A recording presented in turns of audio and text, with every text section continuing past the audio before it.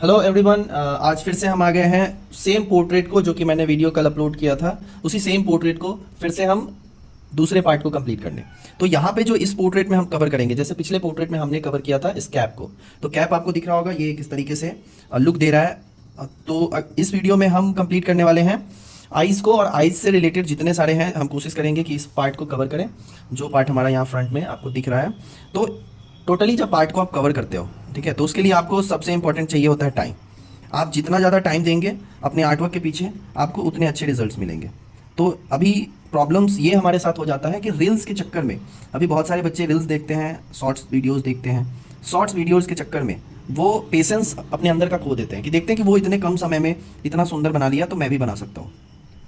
तो आपको इसके पीछे का अगर बिहाइंड द सीन देखें तो उसको बनाने में, उस रील्स को बनाने में, उतना छोटा रील्स को कंप्लीट करने में, और उसे हो सकता है कि 10 घंटे लगे हों, 5 घंटे लगे हों, और उसको वो 10 सेकंड में दिखा रहा है। तो इस वजह से हम अपने पेशेंस को बहुत ही ज़्यादा डाउन कर लेते हैं, और इसलिए हम ड्राइंग्स को कंप्लीट नहीं कर पाते हैं, अच्छे से बना नहीं पाते हैं, आधा अधूरा भी छोड़ देते हैं। क्योंकि एक ड्राइंग्स जब अभी हम अगर आपको ओके कर दें कि ये ड्राइंग मेरा बन के डन हो गया, देन वो कम्प्लीटली फुल्ली नहीं होगा, उसमें भी कुछ ना कुछ कमियां रहेंगी, बहुत सारी खामियां रहेंगी उसमें। हमें डे बाय डे अपने आर्टवर्क में इम्प्रूवमेंट दिखते रहेंगे, और कभी भी आर्टिस्ट का काम कभी पूरा नहीं होता है। वो जितना मेहनत करेंगे उतना ज़्यादा उसको और रियलिस्टिक बना सकते हैं, रियलिस्टिक के बाद हाइपर रियलिस्टिक बना सकते हैं। तो इस तरीके से करके आर्टिस्ट अपने काम को कंप्लीट करते हैं, एक तरह से बोले कि कंप्लीट करते हैं, लेकिन काम उनका कंप्लीट होता नहीं है, वो छोड़ देते हैं एक टाइम पे अपने काम को। अगर वो चाहें तो उसको और इम्प्रूव कर सकते हैं। तो आपको भी अपने आर्टवर्क को टाइम देना है, और जितना ज़्यादा से ज़्यादा आप अगर टाइम देंगे तो आपके आर्टवर्क उतने ज़्यादा अच्छे होंगे। बस आपको पेशेंस रखना है। अभी जो हम आई को ड्रॉ कर रहे हैं, तो हम आई बॉल से स्टार्ट कर रहे हैं इसकी ड्राइंग्स।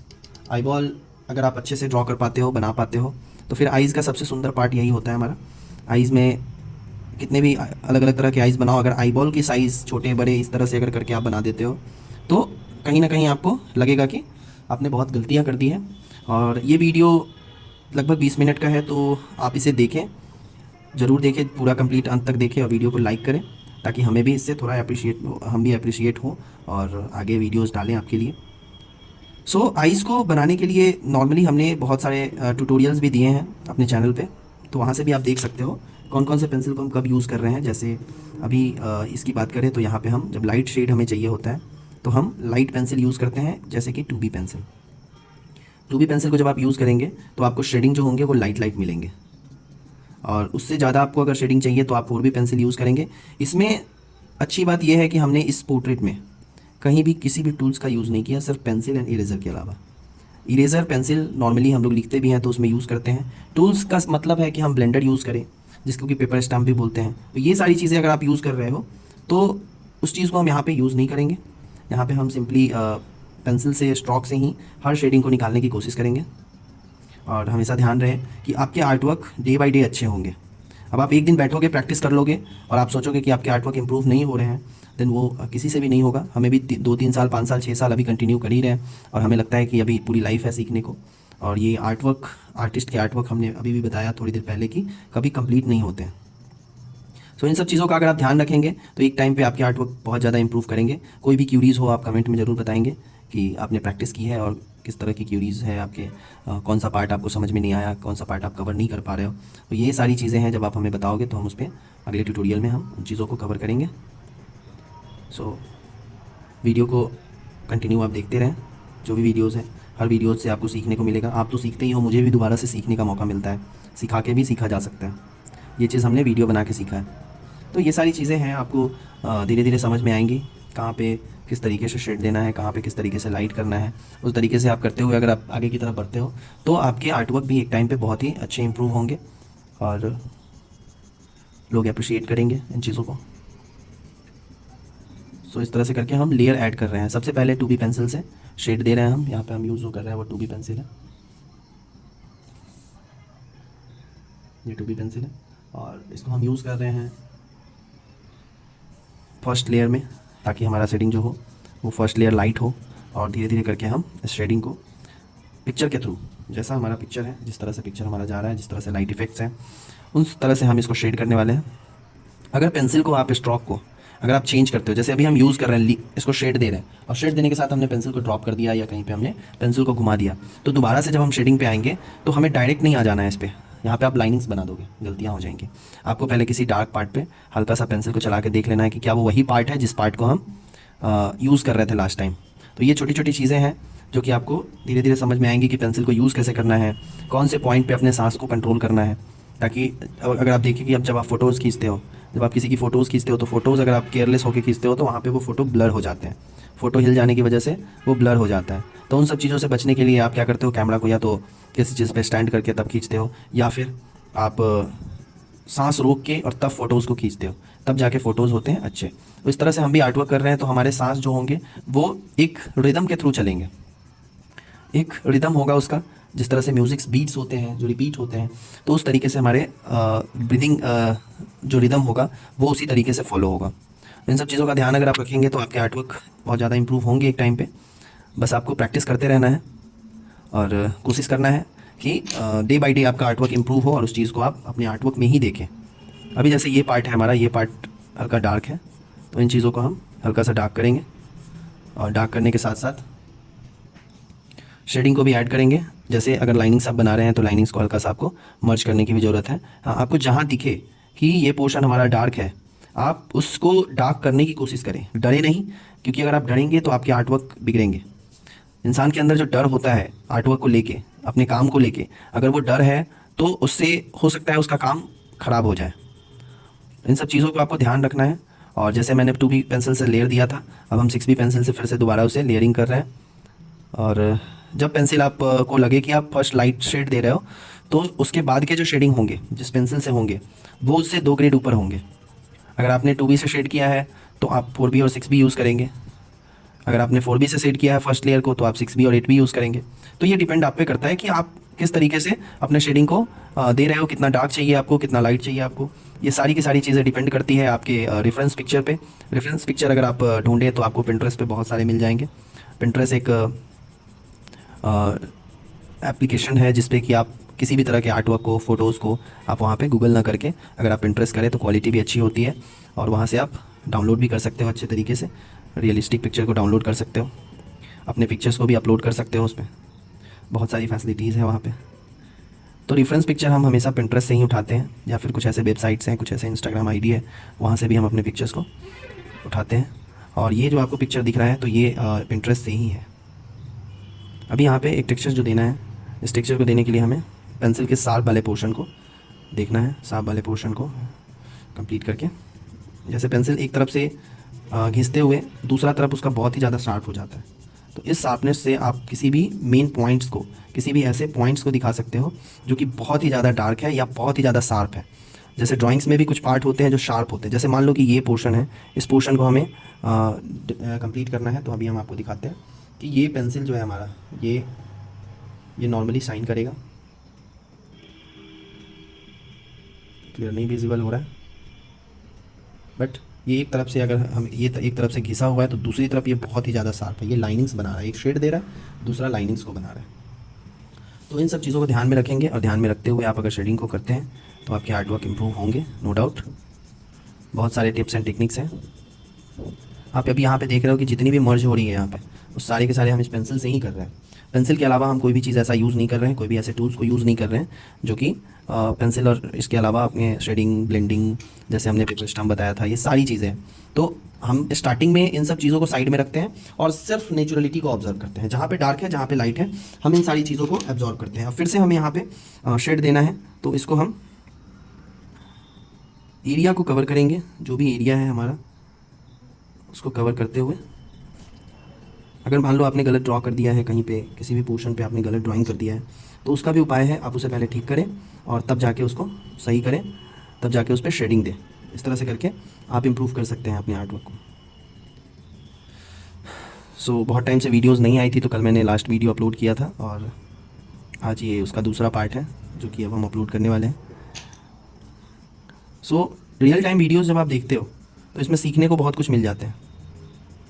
जैसे नॉर्मली आप टाइम लैप्स वीडियो में जो आर्टिस्ट अपने नॉलेज है, अपने जो गेनिंग पावर है जो उन्होंने इतने टाइम में गेन किया है, उन सारी चीज़ों को आपको दिखाएंगे। लेकिन यहाँ पे अगर आप फुल टाइम वीडियो को देखते हो और उसके साथ अगर आप अपने पोर्ट्रेट की प्रैक्टिस करते हो, आपसे अगर मान लो कि पोर्ट्रेट चलो ठीक है नहीं अगर समझ में आ रहा है, तो आप स्टिल लाइफ की शेडिंग करेंगे, स्टिल लाइफ को ड्रॉ करेंगे और इन सब चीज़ों को करके आप अपने आर्टवर्क को इम्प्रूव कर सकते हैं। इस तरह से करके हम शेड दे रहे हैं और भी ज़्यादा। वीडियोज़ हमारा ये वाला लगभग 20 मिनट्स के अराउंड होगा और इसमें जितना हमें कवर कर सकते हैं आप देखेंगे कि अगर 20 मिनट में हमने इतने कम पार्ट को जब कवर किया तो हमें पूरे फ़ोटोज़ को कवर करने में, पूरे ड्राइंग को कवर करने में हमें कितना टाइम लग सकता है। तो इन सब चीज़ों को ध्यान में रखते हुए ही पोर्ट्रेट को, जैसे स्टार्टिंग आप जब करते हो, जैसे आपको अगर 100 मीटर दौड़ना है तो आप उसी एनर्जी के साथ दौड़ते हो, 100 मीटर वाले सारे एनर्जी को लगा देते हो कम समय में। लेकिन अगर आपको 5 किलोमीटर वाला रेस दौड़ना है, 5 किलोमीटर वाले अगर दौड़ को कंप्लीट करना है तो आपको पेशेंस लेके चलना होगा। तो सेम चीज़ यहाँ भी है कि अगर आप सिर्फ आइज़ बनाते हो तो आपको लगता है कि आप इसे जल्दी कवर कर सकते हो, लेकिन eyes, nose, lips, ears, face को, पूरा पोर्ट्रेट को कंप्लीट कर रहे हो, देन वहाँ पे अगर आप ये चीज़ सोचोगे कि तुरंत हम इसे कवर कर लें, आधे घंटे में इसे कवर कर लें और कवर करके लोगों के बीच रख दें, फिर लोग पसंद नहीं करेंगे आपके आर्टवर्क को। कुछ चीज़ें ऐसी हैं वो आती हैं काम, स्किल बोलते हैं उसको। आपके अंदर स्किल है तो आप 1 मिनट में बनाई हुई चीज़ों को भी लोगों के सामने रखेंगे, रिप्रेजेंटेशन आपका ढंग का होना चाहिए तो लोग उस चीज़ को पसंद करेंगे।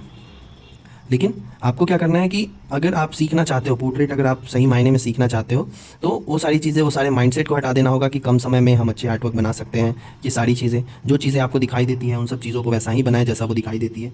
तो कुछ चीज़ें ये सब मायने रखती हैं हमारे आर्टवर्क को कंप्लीट करने में और इन सब चीज़ों का ध्यान रखना है आपको। इसलिए हमने बोला भी है कि डायरी रखनी है आपको अपने साथ और उसमें मेंशन करना है कि हम जो भी चीज़ें बताते हैं विद पेशेंस, ये बहुत ज़रूरी चीज़ है। इन सब चीज़ों को आप अपने आर्टवर्क, अपने डायरीज़ में जब मेंशन करोगे, अपने दिमाग में जब मेंशन करोगे तो आपको समझ में आएगा कि कौन कौन सी ऐसी चीज़ें हैं जिसको कि करके आप अपने आर्टवर्क को इंप्रूव कर सकते हो। सिर्फ पेंसिल को शार्प करके आप अपने आर्टवर्क को इंप्रूव नहीं कर सकते, आपको चाहिए होगा पेशेंस और भी बहुत सारी चीज़ें हैं, टेक्निक, ड्राइंग्स टेक्निक्स ज़रूरी है। ये सब चीज़ें अगर आप करते हो तभी आपके आर्टवर्क इंप्रूव होंगे। सो हमने धीरे धीरे करते हुए बहुत सारे पार्ट को कंप्लीट कर लिया है, जो कि हमें पिछली बार ज़्यादा टाइम लगा था। थोड़ा सा ये कैमरा ने रिकॉर्ड नहीं किया था, हमने इसे बैठ के आराम से बनाया था और हमने इसमें बहुत सारी ऐसी चीज़ें हैं जो कि नई नई चीज़ें हमने सीखी है इसमें। तो यहाँ पे हम वही चीज़ कर रहे हैं, रिपीट कर रहे हैं। जैसे अगर आप पहले आर्टवर्क को बनाते हो, सेम आर्टवर्क को आप दोबारा बनाते हो सकता है पहले बार जो आप बनाए हो उसमें आपको टाइम ज़्यादा लगा हो, 2 घंटे लगे हो, लेकिन उसके बाद उसी सेम आर्टवर्क को जब आप कवर करोगे तो आपको 1.5 घंटे में भी अच्छे रिजल्ट मिल सकते हैं। अगर आप ढंग से उस पर प्रैक्टिस करते हो तो आपको कम टाइम में अच्छे रिजल्ट्स मिलेंगे। इन सब चीज़ों का ध्यान रखना है आपको और आर्टवर्क को आपको रेगुलर प्रैक्टिस में लाना है। आप स्टिल लाइफ जितना करेंगे, आपके इन सारे पार्ट्स को कवर करना उतना ज़्यादा आपके लिए आसान हो जाएगा। स्टिल लाइफ और इसमें क्या अंतर है? स्टिल लाइफ में हम चीज़ों को देख के ऑब्जर्व करते हैं, उसकी नेचुरलिटी को ऑब्जर्व करते हैं। फेस भी हम जब कवर करते हैं तो उसमें हम बहुत सारी चीज़ों का ध्यान रखते हैं। बहुत सारी ऐसी चीज़ें हैं जिसको कि हम लोग सोच समझ के फेस में कंप्लीट करते हैं, जैसे आइज़ को बनाना, नोज़ को बनाना, लिप्स, हेयर्स, ईयर्स, ये सारी की सारी चीज़ें हैं। सब कहीं ना कहीं आपको एक दूसरे से मिलती जुलती है, एक दूसरे से मिलकर इंस्पायर करेंगी आपको और आप इस तरह से अपने आर्टवर्क को अच्छे तरीके से कवर कर पाएंगे। सो ये हमने लगभग 18 मिनट लगा हमें इस चीज़ को कवर करने में और आप जैसे देख रहे हैं इस चीज़ों को कि टाइम टेकन तो ये है। A5 में जब हम इस आर्टवर्क को कंप्लीट कर रहे हैं तब हमें इस पोर्शन को कंप्लीट करने में 18 मिनट लगे हैं। तो अगर इसी से अगर कैलकुलेट करें, अभी ये कंप्लीट नहीं हुआ है, अभी इसमें 10 मिनट और लगेंगे एक्स्ट्रा, जो कि हम हर चीज़ को टोन अप करेंगे। मैंने यहाँ पे फर्स्ट लेयर देके ड्रॉप किया है तो सेकंड लेयर में उतना ही टाइम लगेगा जितना हमने फर्स्ट लेयर में लगाया था। और इस तरह से करके अगर 18 5 भी देखें तो 1.5 से 2 घंटे के काम है इस अभी तक इस पोर्ट्रेट में। तो इस सारी की सारी चीज़ें आपके माइंड में एक कैलकुलेशन होना चाहिए कि आप कितना टाइम देते हैं अपने आर्टवर्क को। अब अगर कम समय देंगे तो आपके आर्टवर्क भी उदेसी टाइप होंगे, ज़्यादा टाइम अगर देते हैं आप तो आपके आर्टवर्क इंप्रूव होंगे। तो ये सारी की सारी चीज़ें आपको ध्यान में रखनी है और इसी तरह से आर्टवर्क को कंप्लीट करना है। ध्यान रखना है कि इन सब चीज़ों के बीच में आपको बहुत ही ज़्यादा इसके लिए डेडिकेटिव होने की ज़रूरत नहीं है कि हाँ मुझे 1 दिन में 2 दिन में सीख लेना है। बहुत बच्चे ऐसा सोचते हैं कि 5 दिन प्रैक्टिस करेंगे पोर्ट्रेट कंप्लीट, 2 दिन प्रैक्टिस करेंगे स्टिल लाइफ कंप्लीट। तो आर्टिस्ट के लाइफ निकल जाते हैं इन सब चीज़ों को कंप्लीट करने में, लेकिन ये कंप्लीट नहीं होते हैं कभी। हमने पहले भी बताया कि कोई भी ऐसा चीज़ है, अगर कोई कहे कि मैंने सीख लिया, मैंने ये कर लिया, तो ये खाने की चीज़ें नहीं है जो आपने कंप्लीट कर लिया है। सीखने की चीज़ है और जो भी आज तक सीखने की चीज़ हुई है उन सब में आपको ज़िंदगी भर सीखने की ज़रूरत है। तो इन सब चीज़ों का ध्यान रखना है आपको जब आप आर्टवर्क करें, तो इन सब चीज़ों का ध्यान रखें। और आई होप कि आप लोग इन सब चीज़ों को समझ पा रहे होंगे। मेन हमारा यही है, हम किस तरह से पेंसिल को यूज़ कर रहे हैं, किस तरह से हम कलर को चलाएंगे, किस तरह से हम वैल्यूज़ को अचीव कर रहे हैं, ये सारी की सारी चीज़ें बाद में हैं। अगर आपके अंदर पेशेंस है तभी आप इस चीज़ को अच्छे से कवर कर पाएंगे। पेशेंस नहीं है तो आप सुनेंगे भी नहीं इन सब चीज़ों को, आप समझोगे कि आर्टवर्क करते हैं ये सारी चीज़ें बेफिजूल की हैं। तो सबसे पहले सुनना ज़रूरी है। जब कोई आपको बता रहे हैं तो आप पहले उसे सुने और सुनने के साथ साथ आप उसकी प्रैक्टिस करें।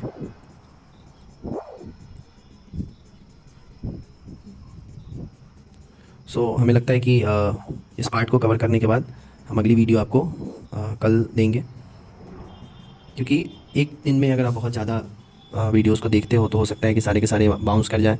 देखो एक तरफ जो हमने बनाया था लाइट इफेक्ट को छोड़ के, दूसरी तरफ जो हम बना रहे हैं ये यहाँ पे पेंसिल से हमने वहाँ पे उस पार्ट को कवर ही नहीं किया। इस पार्ट में हमने जो किया था, यहाँ पे हमने खाली कलम को चलाया था।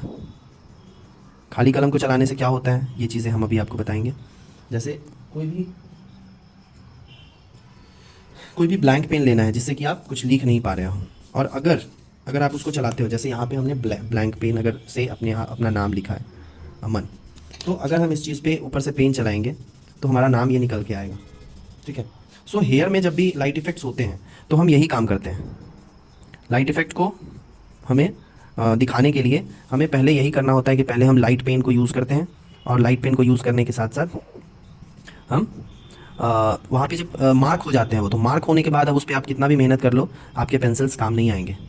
तो उस जगह पे वो लाइट इफ़ेक्ट ऑटोमेटिक है कि बन जाना है। ईयर को अभी कंप्लीट करेंगे इसी वीडियो के अंदर में, ताकि हमारा वीडियो 20 मिनट्स पे जाके ख़त्म हो जाए। थोड़ी सी एडिटिंग करते हैं ताकि वीडियो हमारा एक सही प्रोपोर्शन में आ जाए और फिर आपकी तरफ पहुँचे अच्छे तरीके से रिप्रेजेंट होके। आप ज़्यादा टाइम दें इसमें, ज़्यादा मेहनत करें, बस यही चीज़ें हैं। आप जितना सीखेंगे हमें उतना ज़्यादा अच्छा लगेगा। और फिर हम धीरे धीरे इसको शिफ्ट करेंगे चारकोल की तरफ। चारकोल को कैसे ड्रॉ करते हैं, चारकोल के पोर्ट्रेट को अगर हमें ड्रॉ करना है तो हमें किन किन चीज़ों का ध्यान रखना है, कौन कौन से टूल्स यूज़ होते हैं, ये सारी की सारी चीज़ें हम आपको बताएंगे फ्री ऑफ कॉस्ट। आप नॉर्मली कोर्स ख़रीदते हो और कोर्स ख़रीदने के बाद आप उससे प्रैक्टिस करते हो, लेकिन हम आपको यहाँ पे बता रहे हैं कि ये सारी की सारी चीज़ें बिल्कुल फ्री ऑफ कॉस्ट। बस आप अपने दोस्तों के साथ वीडियो शेयर करें, जो भी ड्राइंग्स में इंटरेस्ट रखते हैं उनके साथ आप इन सारी वीडियो को शेयर करें। जो भी वीडियो है जिनको लगता है कि उनके दोस्त अच्छा ड्रॉ करते हैं और उन्हें और भी अच्छा करने की ज़रूरत है। सो ये हमारा आज का सेशन है, और बस थोड़ी देर और फिर हम इस वीडियो को एंड करेंगे इस लेयर को कंप्लीट करके। ईयर्स को भी बनाना है आपको, तो लाइनिंग्स को मर्ज करने आना चाहिए। लाइनिंग्स को जितना आप मर्ज करेंगे आपके ड्राइंग्स में उतने ज़्यादा एक तरह से बोलो तो जान आ जाएंगे आपकी ड्राइंग्स में। लाइनिंग्स को मर्ज करना बहुत ही ज़्यादा इंपॉर्टेंट है। ये पिक्चर थोड़ा सा एनिमेटेड है, इसमें नॉर्मल फेस से ये थोड़ा सा हट के है, हमने इसलिए चुना है इसे ताकि आपको समझाने में हमें आसानी हो और आपको क्लियरली समझ में आए। सेड लाइट जितनी सारी चीज़ें हैं उस सारे के सारे आपको अच्छे से दिखाई दें, इसलिए हमने इस तरह के पिक्चर्स को चूज़ किया है। ध्यान देंगे कुछ रिंकल्स है जिसको कि हमें बनाना है, तो हम इस तरीके से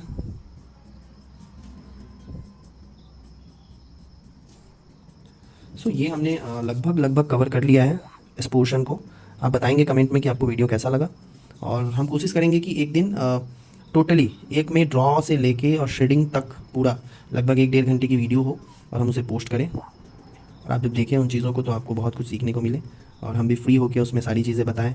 बिकॉज ऑन कैमरा जब हम टारगेट लेके चलते हैं कि 20 मिनट की वीडियो बनाए, 30 मिनट की वीडियो बनाए, तो उसमें मे बी ऐसा होता है कि हम चीज़ों को छोड़ भी देते हैं, चीज़ों को भूल भी जाते हैं, और वहाँ पे वैसा नहीं है। हम A to Z चीज़ें हम उसमें कवर करेंगे, और उसके बाद फिर चलिए मिलते हैं अगली वीडियो में, और फिर अगली वीडियो में हम इसे कंप्लीट करेंगे बाकी के पोर्शन को, ठीक है। सो आपको वीडियो कैसा लगा कमेंट में बताएंगे, और सभी लोगों को न्यू ईयर की पहले से ही हार्दिक शुभकामनाएं। नया साल आपके लिए अच्छा हो, और वीडियो को हम एंड करने वाले हैं। Thank you, have a nice day.